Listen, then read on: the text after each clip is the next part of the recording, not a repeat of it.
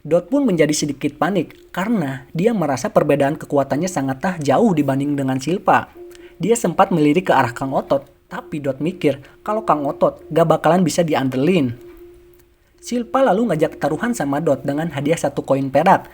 Kalau dia berhasil menahan 5 kali serangan darinya, maka akan menang.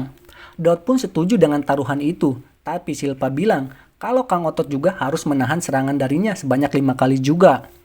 Mendengar hal itu, Dot yang merasa jadi karakter utama meminta Silpa buat menyerang dia aja sebanyak 10 kali sebagai ganti dari serangan yang harus diterima sama Kang Otot. Silpa pun setuju dengan kesepakatan itu. Silpa lalu menyerang Dot dengan sihir Iron Fist-nya. Baru juga serangan ke-9. Dot sudah mulai sedikit tumbang, tapi Dot terus berusaha bangkit untuk menahan serangan terakhir dari Silpa. Silpa pun melancarkan serangan terakhirnya sama si Dot.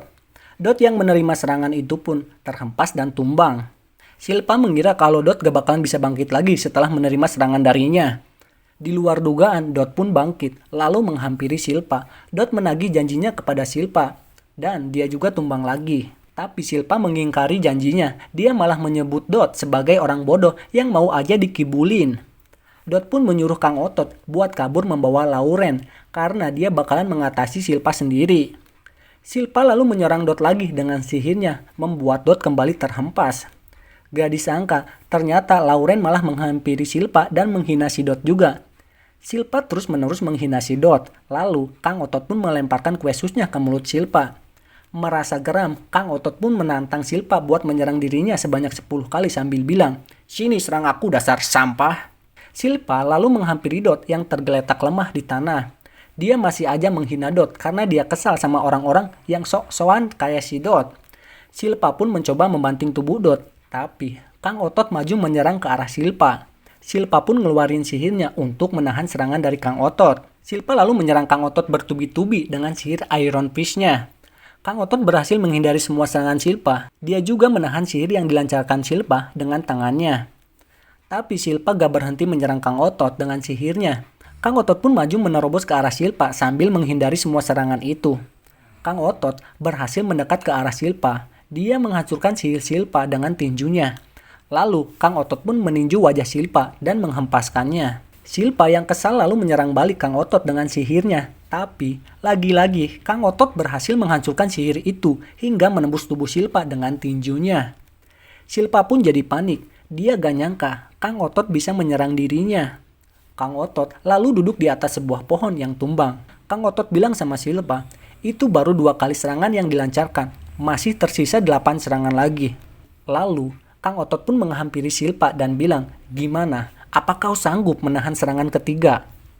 Silpa pun jadi semakin panik karena dia bisa mati kalau nerima serangan Kang Otot lagi. Dia terus berusaha mencari cara agar bisa lolos dari situasi itu. Tiba-tiba aja, sebuah monster kalajengking muncul dengan tanda bintang di kepalanya. Itu jadi sebuah keuntungan buat Silpa.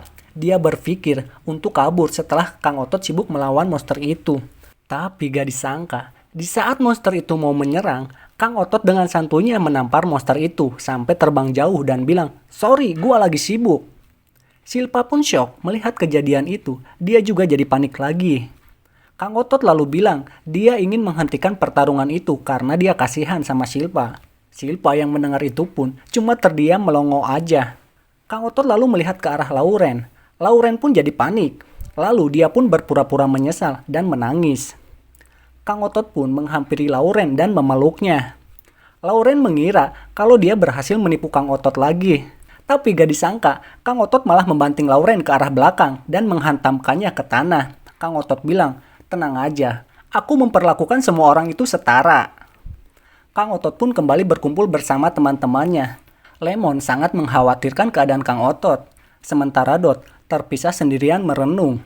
Lalu Lemon datang menghampirinya dan menanyakan kondisinya. Hal itu pun membuat Dot senang kegirangan. Tiba-tiba aja saku celana milik Kang Otot bersinar terang. Ternyata 5 koin perak yang sudah didapat Kang Otot sebelumnya berubah menjadi 1 koin emas. Len selalu menjelaskan situasinya. Kemungkinan ini adalah rencana dari para petinggi yang ada di Asrama Malang, yang disebut Magia Lupus dan terdiri dari 7 orang. Mereka berencana merebut semua koin perak dari Asrama Adel. Dan kemungkinan Silpa juga adalah bawahan mereka. Kang Otot lalu nanyain, apakah asrama emang dipisah-pisah? Pin ngejawab, kalau pembagian asrama dilakukan sejak awal masuk akademi. Kang Otot lalu mengingat kembali kejadian saat pembagian asrama. Pembagian asrama ditentukan oleh seekor monster tulang bertanduk dengan cara menyentuh tanduknya. Lalu, monster itu menentukan seseorang berdasarkan kepribadian yang sesuai dengan prinsip dari 3 asrama yang ada. Tibalah giliran Kang Otot. Dia menempelkan tangannya ke tanduk monster itu. Monster tulang itu pun kaget setelah melihat isi pikiran Kang Otot yang cuma memikirkan kue sus aja. Selama 100 tahun lebih, dia belum pernah kesulitan menentukan. Baru kali ini, dia melihat ada orang yang otaknya dipenuhi kue sus aja. Akhirnya, monster tulang itu memutuskan Kang Otot untuk masuk ke asrama Adel. Intinya, Lens menyuruh Kang Otot buat berhati-hati sama asrama Lang, apalagi sama Magia Lupus. Tapi peringatan dari Lens jadi sia-sia karena dia malah tersesat di akademi dan berhenti di depan sebuah pintu. Kang Otot masih aja kebingungan buat membuka pintu itu antara didorong atau ditarik. Di dalam sebuah ruangan, Abel Walker, pemimpin Magia Lupus dari asrama Lang, sedang menghukum Silpa karena dia gagal mendapatkan koin perak dari asrama Adel. Abel pun merubah Silpa menjadi boneka kayu dengan sihirnya. Tiba-tiba aja, Kang Otot masuk dengan membawa pintu itu dan bilang kalau dia gak tahu pintunya didorong atau ditarik, lalu meminta maaf. Dia juga bilang sama Abel kalau yang dia ajak bicara itu boneka loh. Abel cuma menjawab, terima kasih atas perhatiannya sambil menatap sinis ke arah Kang Otot.